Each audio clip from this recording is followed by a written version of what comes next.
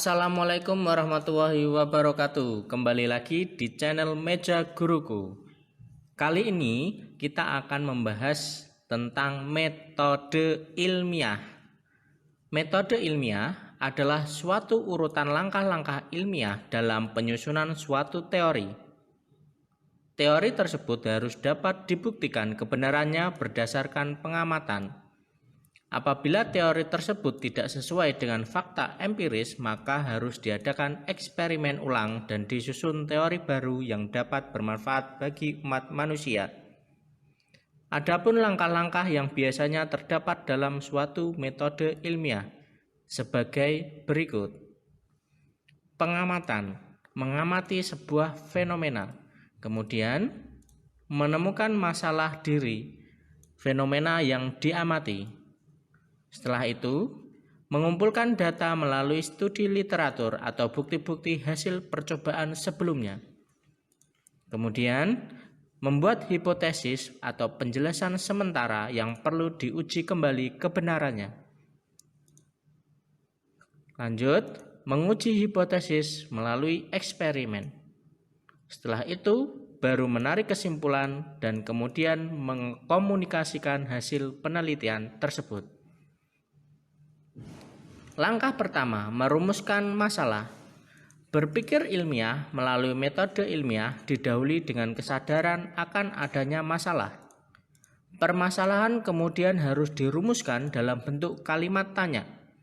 Penggunaan kalimat tanya diharapkan akan memudahkan orang yang melakukan metode ilmiah untuk mengumpulkan data yang dibutuhkannya, menganalisis data tersebut, kemudian menyimpulkannya. 2. Merumuskan hipotesis. Hipotesis adalah jawaban sementara dari rumusan masalah yang masih memerlukan pembuktian berdasarkan data yang telah dianalisis. Dalam metode ilmiah dan proses berpikir ilmiah, perumusan hipotesis sangat penting. Rumusan hipotesis yang jelas dapat membantu mengarahkan pada proses selanjutnya dalam metode ilmiah. 3. Mengumpulkan data. Pengumpulan data merupakan tahapan yang agak berbeda dari tahapan-tahapan sebelumnya dalam metode ilmiah.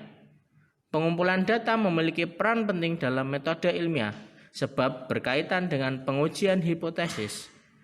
Diterima atau ditolaknya sebuah hipotesis akan bergantung pada data yang dikumpulkan. 4. Menguji hipotesis. Berpikir ilmiah pada hakikatnya merupakan sebuah proses pengujian hipotesis. Dalam kegiatan atau langkah menguji hipotesis, peneliti tidak membenarkan atau menyalahkan hipotesis, namun menerima atau menolak hipotesis tersebut. Oleh karena itu, sebelum pengujian hipotesis dilakukan, peneliti harus terlebih dahulu menetapkan taraf signifikansinya. Makin tinggi taraf signifikansi yang ditetapkan, makin tinggi pula derajat kepercayaan terhadap hasil suatu penelitian. 5. Merumuskan kesimpulan. Rumusan simpulan harus sesuai dengan masalah yang telah diajukan sebelumnya. Kesimpulan atau simpulan ditulis dalam bentuk kalimat deklaratif secara singkat tetapi jelas.